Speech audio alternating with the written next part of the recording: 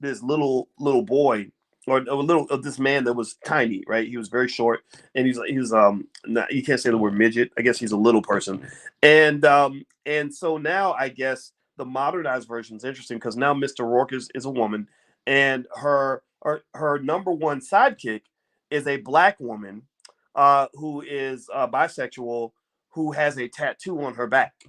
And she also, it's really interesting too. This is real deep. My wife is an expert on the subconscious mind. So we always like to break down what's happening in media on the subconscious level. She's literally an expert in this.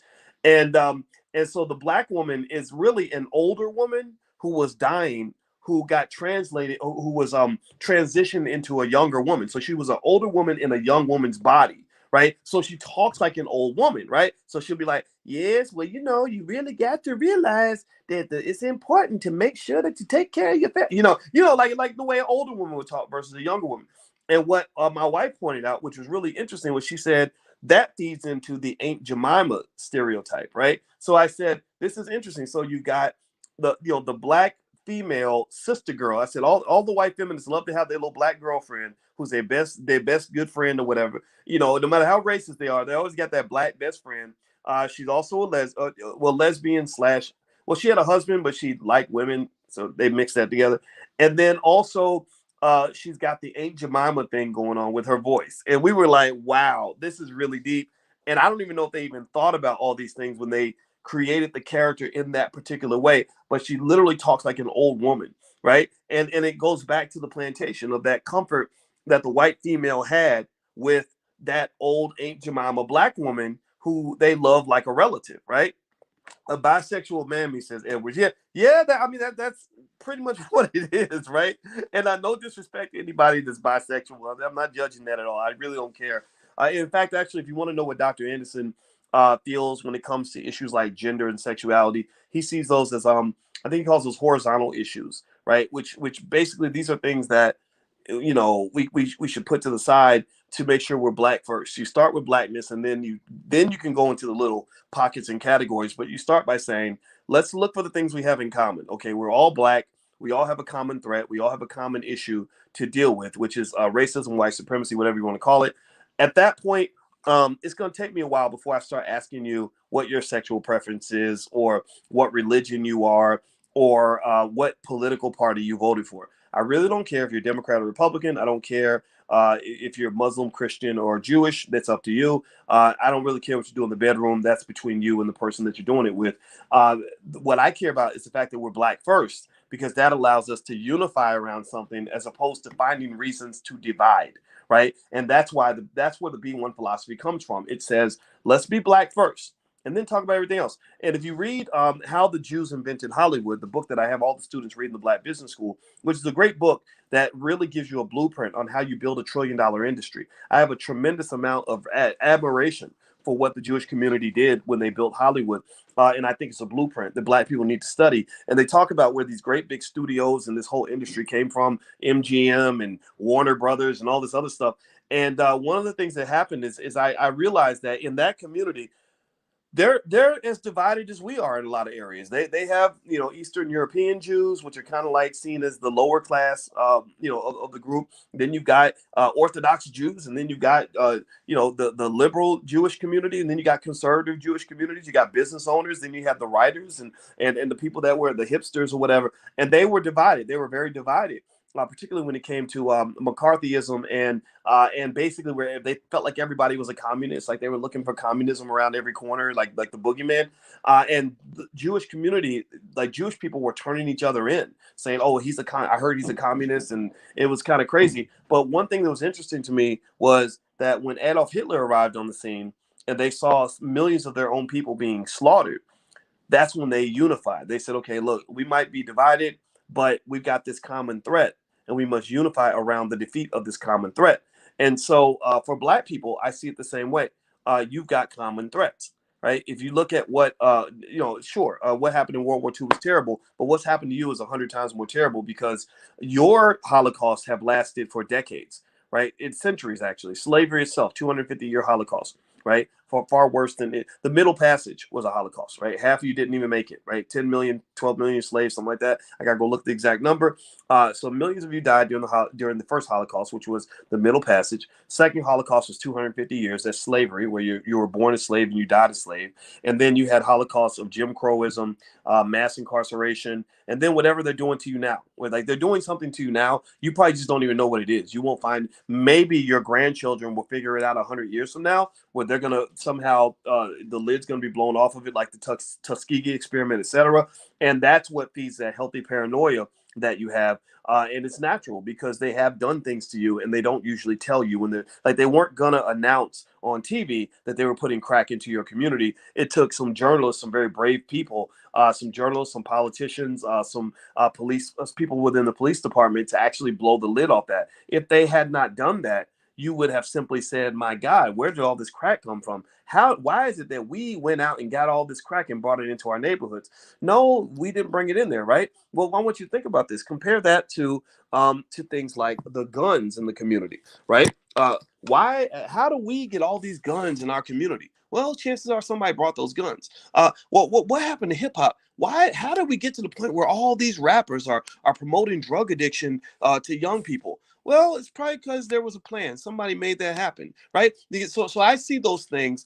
When I see a conspiracy, I'm not a big conspiracy theorist in the sense that I think a lot of times we don't know exactly what's going on, but we're smart enough to know that there's something happening, right? So when I see a conspiracy that's revealed, a lot of people focus on what was revealed.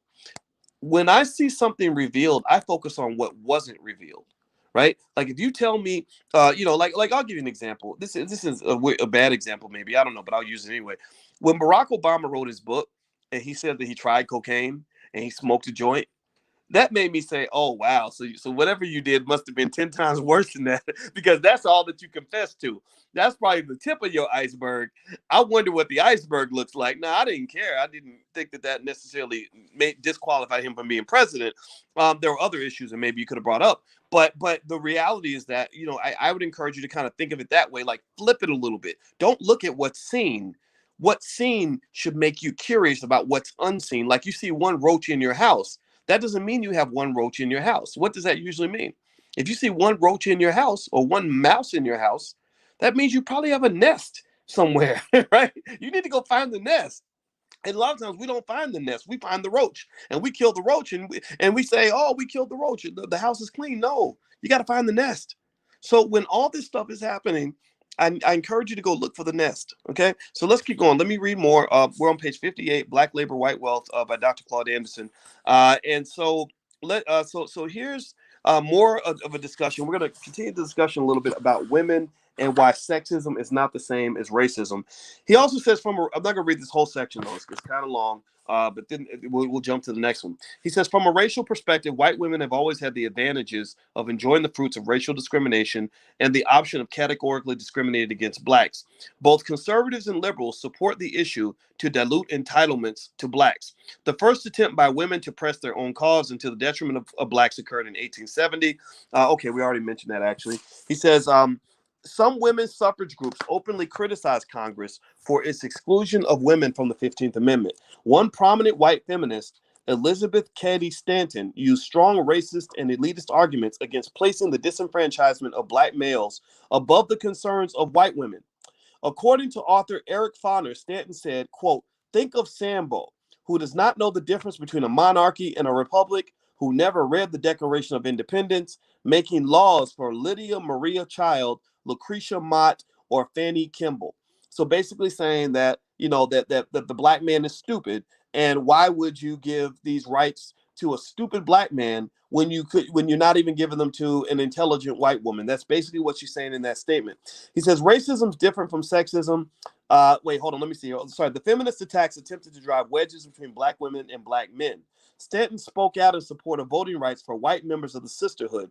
Quote, "The black women," she contended, "would be better off as the slave of an educated white man than of a degraded, ignorant black one." So what she's basically saying is that the black woman is better off being a white man's slave than she is being next to the black man. Now, what that makes me think about is, see, here's the thing. There's nothing new under the sun. And this belief that we have that somehow America is this transformed society and that it's so much better than it used to be is nonsense. That is simply not true. I see examples all over the place where, where you have scenarios where uh, there's more respect for that white male boss than there is for the black man who's actually inside the house, right? And it's very subtle, and it's not the fault of anybody. It's not to blame black women or blame anybody, but a lot of the things that the family used to do are things that are now being done by the corporation and the state. A lot of women, because they feel they've been trained to believe they can't trust the black man to come through for them, perhaps for good reason. Maybe the black men in their lives have not been, have not come through, right? But because of that, you will see them saying, okay, I got to do this by myself. So I'm going to go and get this XYZ from the government, or I'm going to get this XYZ from the university. I'm going to go get this XYZ from the corporation.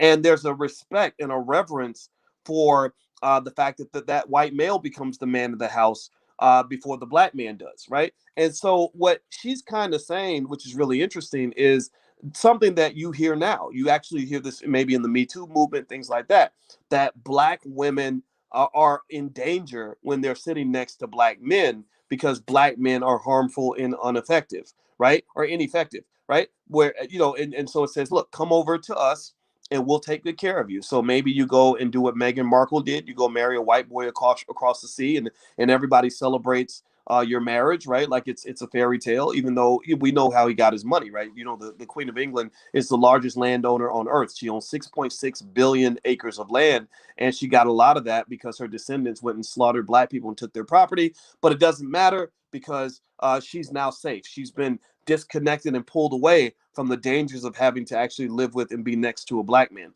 right? So anyway, let me keep reading here.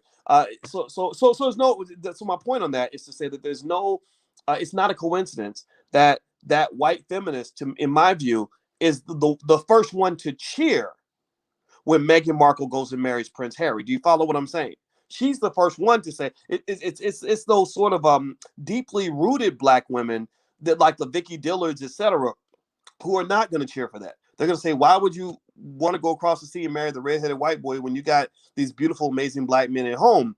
Whereas the feminist is the one who says, you go, girl.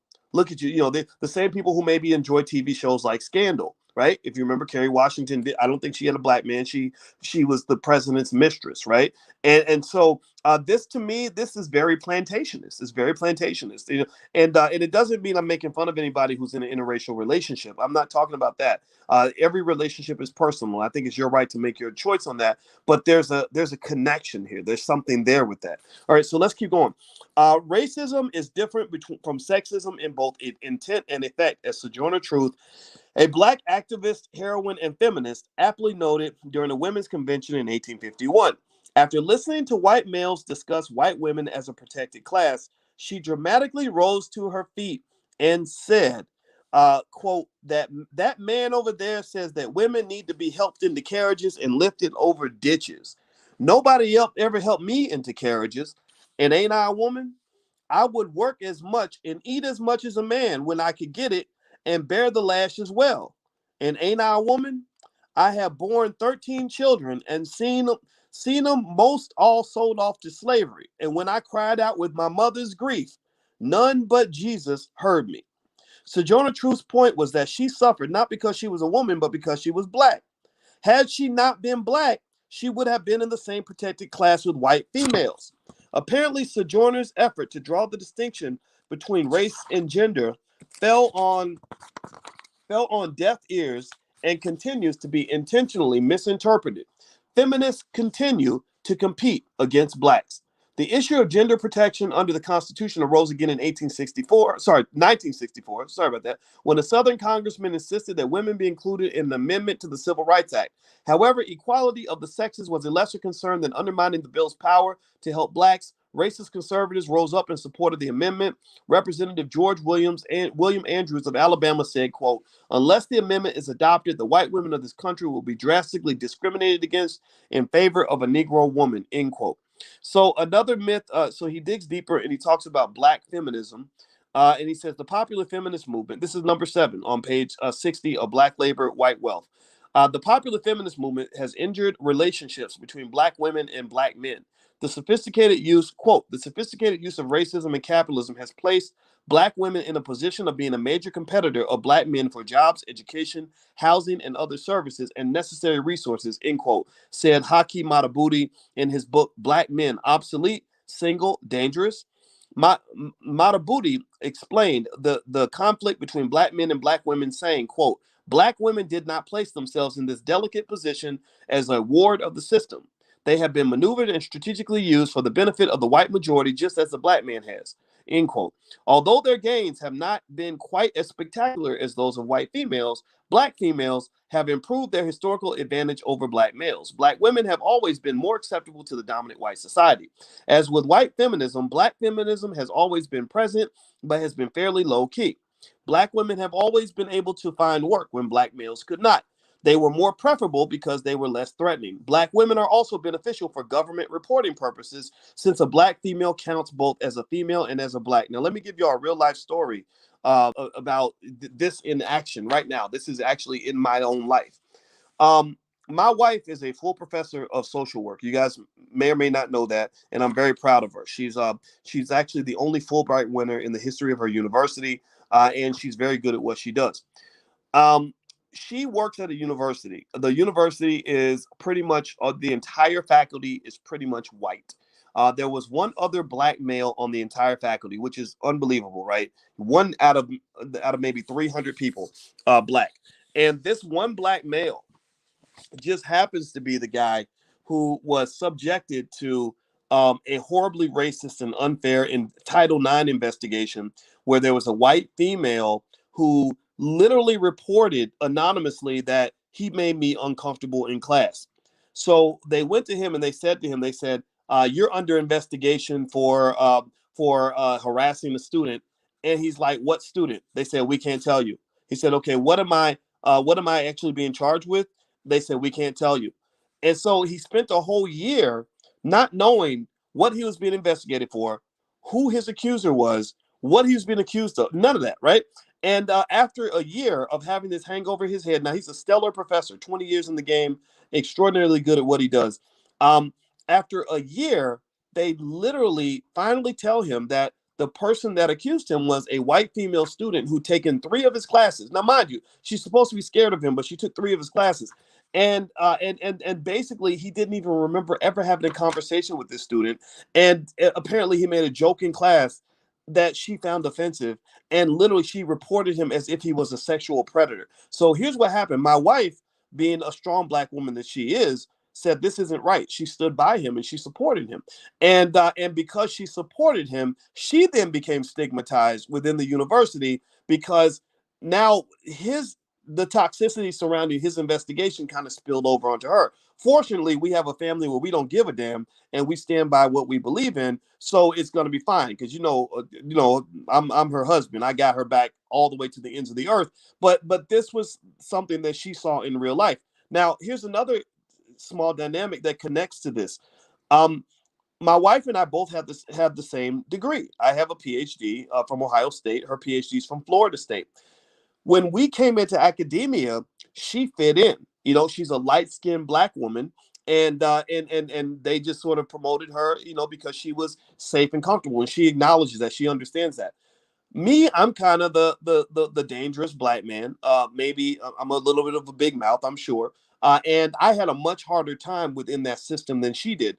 And so the only thing that balanced things out in our relationship was the fact that I realized pretty quickly that I did not fit in with Syracuse University. And it wasn't academically. I had better credentials than every single person on that entire faculty. I mean, my dissertation chair said, "Why are you going to Syracuse? You should be at a better school than that." I said, "That's just where I want to go." Right. So I had more credentials than the other people that were there. But because of the culture, it was the culture that led to the gap. Right. Now, I'm not mad about it. But what I can tell you, and this is where I'm getting at, is that the thing that saved me was when I said, "Okay, this isn't for me.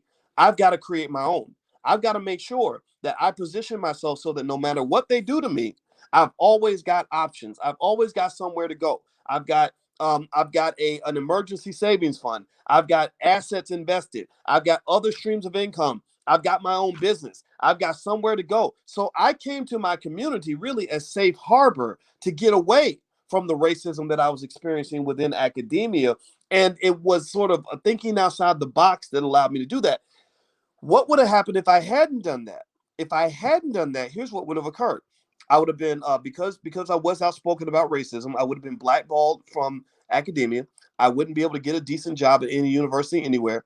I'd be sitting around working maybe at some crappy community college, making a third of what my wife is making, and I'd be pissed off and bitter. And I don't even know if I'd be. I don't even know if I feel comfortable even being her husband, knowing that she's a high flyer in her field, and I'm over here struggling trying to do what she's doing. And the number one thing that my wife and I understand is that she ain't me and I ain't her. She's not the loud, crazy entrepreneur who's gonna go around the world and do all the stuff that I've done. And I'm not the person who's gonna fit into the environment that she's in. And it's important to have that kind of self-awareness, I think, as you creatively navigate your way through a system that really is built differently, or it reacts differently to the black man than it does to the black woman. The thing that allowed me to be in a position where I could be her equal, or or whatever, we're both doing well in our field, is because I knew her lane was not going to be my lane. I can't go where she goes because the only other black man that works on her campus, they're blackballing the hell out of him. They've treated him horribly. Right. I went to defend this man. I went to his hearing and I said, "What are y'all talking about? This doesn't even make any sense." So you're accusing this man of doing what? Nothing, and you're labeling him as some sort of predator because some white woman decided that she didn't like something he said in class, but yet she was so threatened, but she took his class 3 times. What the hell is that nonsense? Right. So ultimately what I'm saying to you is that your sons probably have a different path than your daughters. It doesn't mean that it's anybody's fault. It just means that if your son has any Boyce Watkins DNA in him, in terms of like the sort of kind of energy I carry, or the way I carry myself, and the no nonsense approach to things, you're not really going to fit into corporate America. You're not really going to fit into universities. You're not going to fit into dominant white institutions, because black men like me are a threat, right? We are a tremendous, tremendous threat. I totally get that. If I were a white man, I wouldn't want me around at all, because believe me, I will go into your institution. I will take over because I'm probably smarter than you, harder working than you. I'm absolutely fearless in what I do, and I'm going to rise to the top. So if I were him, I wouldn't want me in the house either. And your sons may have that same kind of energy, which means that you may want to make sure that, just as a general condition, every black boy in this country needs to learn how to start a business, and he needs to understand how to place his assets so that he is protected when things go wrong. It goes wrong a lot. And I don't know how that came out. I don't know how that sounded. I'm sure it wasn't politically correct, but I just don't care. I'd rather just give you the truth so you can do what you want with that information. But that is just one perspective. Feel free to add it to your own. So let's keep going. Let me keep reading here. In 1954, the income of black women surpassed black males, and the income gap has continued to widen. Black women could work, go to school, socialize, and breed with whites when black males could not. Slavery intentionally placed black women in matriarchal roles in order to dominate black men. Not only did such role reversals weaken the black family structure, they also placed the black female in closer physical and symbolic proximity to the white male. That's where you get shows like Scandal. White males' power position afforded them sexual access to black females. A white male with a black female mistress was an acceptable part of Southern life and was often part of the rites of manhood for young white males. That's where you get shows like Scandal. Black males who were forced into a status below the black female were totally powerless to protect black females, which right there is going to create some animosity between the black man and the black woman, because most women I know, they want to be around a man that can protect them. And so the black man must force himself into the issue, force himself into the conversation. And it's not going to be pretty. You're going to get some pushback. It's going to be ugly. Some women may actually resist that, but literally, I'll be transparent on this. I had to let my wife know from the very beginning, look, I'm a man. I am not no little boy. I'm not broken. I don't need to be fixed. I ain't here begging. I ain't showing up on my knees. I'm going to stand tall for this family, because I know as a man that there are certain God-given inalienable rights and responsibilities I have as a man. And that's what I'm bringing to that table. And we had to negotiate that, because as a black woman raised by a single mom, she saw her mother growing up as the superhero, kind of handling everything, right? So I had to have that conversation with both mamas. And you know what happened? When I emerged as a man, that relieved them, that took the weight off their shoulder, where they said, okay, we've got somebody here who is claiming manhood. Like the black man to me is like the prodigal son, where we're coming back home. You know, like daddy's home now.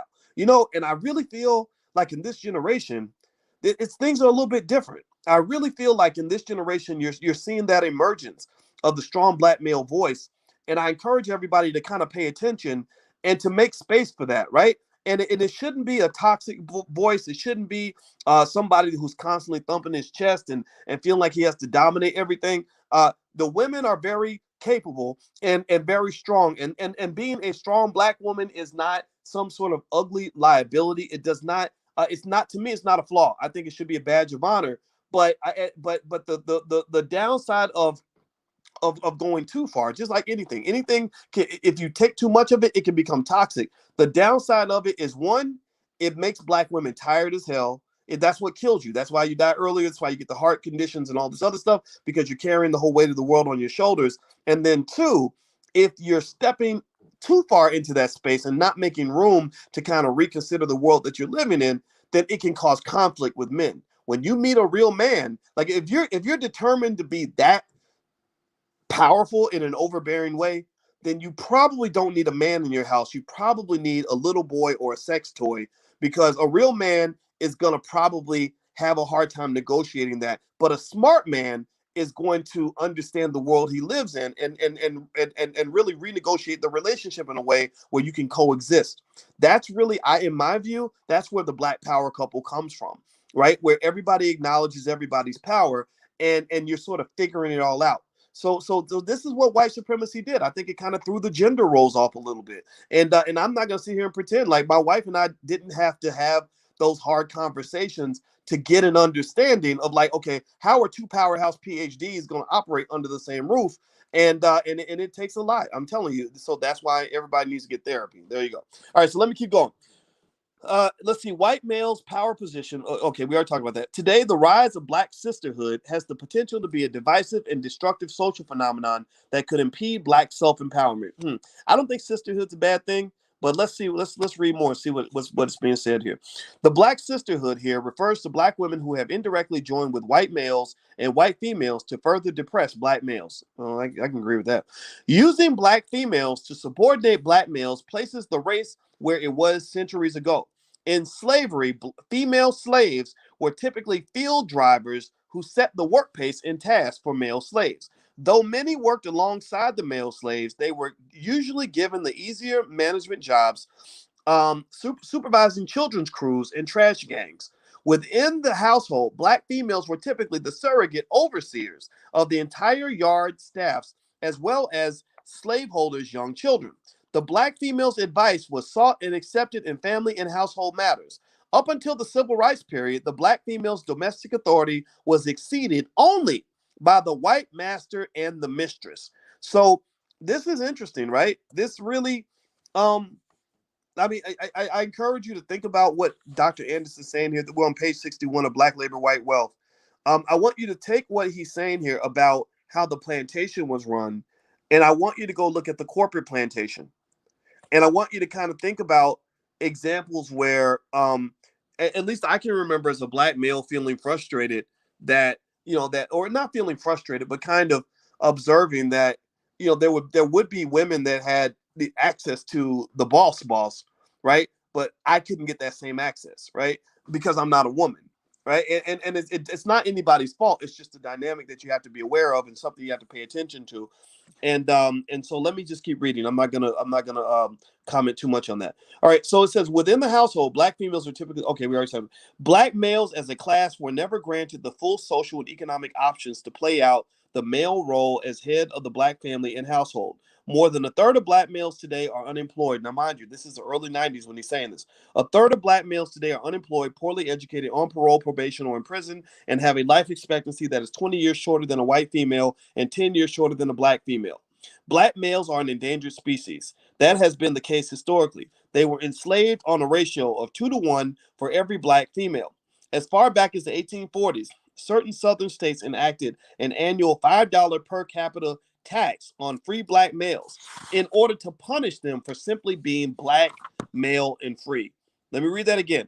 As far back as the 1840s, certain southern states enacted an annual $5 per capita tax on free black males in order to punish them for simply being black, male, and free. And I argue that that tax is still in full effect. Give me a yes or no if you think that there's still a tax for being a free black man. I believe me, I know because I pay that damn tax. I pay it all the time. But it doesn't matter. It's worth it. I'll pay triple if I have to. But there is a tax, right? So you have to kind of understand how the world works. That ain't a damn thing changed. This stuff is still happening. So also it says racism historically has been a male to male phenomenon. So that means that the white man looks at you differently as a black man than he looks at the black woman. So racism historically has been a male to male phenomenon, a device to strengthen one male's group at the expense of the other. Debates about sexism thwarts meaningful discussions about racism, further divides a weakened race, and underscores the weakened condition of the black male. Blacks are already the lowest among the ranking of racial and ethnic groups in America, if not the world. Some black women often fail to understand that as sex discrimination disappears, the white female will again simply join the white male on the veranda of the plantation house or in the suburbs, and black women once again will be serving them mint juleps. That's a lot, man. That's whew, I gotta shake my head on that one because that's something to think about. So that's page 62, Black Labor, White Wealth by Dr. Claud Anderson. So what what I'm getting from this for sure is one, um, men are not women, and the relationship that black men have with white men is not the same as the relationship that black women have with white men. I'm a believer that in our community we still have to have conversations about how women are treated, and you see some of this happening. You see some of this playing out on the internet, where you've got some 40-year-old teenagers out here that don't have the respect for women that they should have.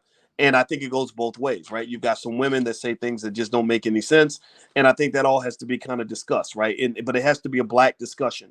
It can't be a white discussion in blackface. That conversation about the relationship between black men and black women cannot be a discussion that white women are leading. The Me Too movement that has no business in our culture, in our community, none of that. Because what they're assuming at the very least is that the engagement between the black man and the black woman is similar to the engagement between the white man and the white woman. Those are two different interactions, and I'll tell you, it would drive me crazy to be accused of being this raging sexist and oppressor when I was like, wait a minute, what are you talking about? The most powerful people in my family were the women. What the hell? I didn't grow up thinking I could just punch a woman in the face when she didn't bake my cookies right. Like, what are you talking about? Did nobody challenge grandma? My mama, she holds it down. My sister, so it doesn't mean there's not work to do. But the big challenge is I think that when you try to fit a black issue a black issue into a white socket, it doesn't work, right? So white folks should not be the ones guiding those conversations. We have to have our own discussions based on our own unique experience and our own unique circumstances. And I think that's where Dr. Anderson's going. I don't think he's not acknowledging, the sexism that can exist, right? I would encourage, just on a specific level, if you're looking to have healthier relationships with the opposite gender, I would encourage you to take the time to listen, right? To hear frustrations of black men who are frustrated with certain black women, to hear women when they describe how they want to be dealt with and how they want to be treated and respected and things like that. But I don't think white people should be leading the conversation. And I hope that we can at least agree on that. Okay, guys. All right. So we have done a little over an hour. I feel like that last section was so heavy. It had me sweating. Literally, I started sweating as I was reading it. And so when I get to that point, that means I need to go and chill out, and I'm gonna go hang with my woman so I can have a healthy marriage. So we're going to meet again next week. Those of you listening online, if you go to blackkeystogreatness.com, you can join the book club, and you can come to the book club lectures for free if you come live. If you want to watch the recording in the archives, all the archives are available at the drboycebookclub.com, the drboycebookclub.com. There is a fee, but you can do that. And also what I'm going to do is I'm going to put in the chat real quick, that link again, if you want to join the Black Stock Market Investing class, for up until midnight tonight, you can actually get 48% off. So I will put the URL into the chat one more time in case anybody wants to take a look at that. And we meet for a stock market investing class every Tuesday. You guys know I'm an expert on the stock market, so that's kind of my thing. And so here is one link. That's 60% off if you want to go lifetime. And then if you want to go monthly, you can get 48% off. So it's a really good deal. It ends at midnight, so feel free to go take a look. And that's it. So let's see here. Krishan's asking, can you purchase individual recordings? We're not set up for that right now. But maybe at some point we can do that. I guess we can't do everything. We have a limited staff. We have about 9 people. So there are things we're trying to do. We're doing as much as we can. We can't do everything, but we're going to keep working on that. But that's a good idea. So, all right, guys. Well, I'm going to get out of here. I hope you guys have a good night. And those of you who are listening online, if you can't see the link online, you can, if you go to allblackeconomics.com and sign up, you'll get an email tonight, which will let you, sign up for the stock market class if you want to get the discount. All right, guys. Thank you so much. I hope that this benefited you. I hope you learned something. I had a great time, and it's always wonderful to get a chance to hang out with family. And Dr. Anderson is going to be at the All Black National Convention. He's going to come through video because he's older. He's 86, and traveling is really difficult. But also some really other great people will be there. Nuri Muhammad, Julian Gordon, Nicole Compton is going to talk about getting your business off the ground. We're going to have relationship experts like Dr. Alicia and Dr. Adrian Carter, who just wrote a new book on relationships and Black love, things like that. We're going to have people like Rizza Islam. I think it was Rizza Islam. Angela Stanton is coming. Queen Afua. I'm going to talk to her. Today. Hopefully I'll get to talk to her in the morning about coming to the convention. So if you want to learn more, you can go to allblacknationalconvention.com. That's allblacknationalconvention.com. It's going to be a really great convention. It's going to be the best convention we've ever done. And I hope you all will join us. So anyway, guys, take care. Have a good night. Love you. And I will see you soon. Bye-bye.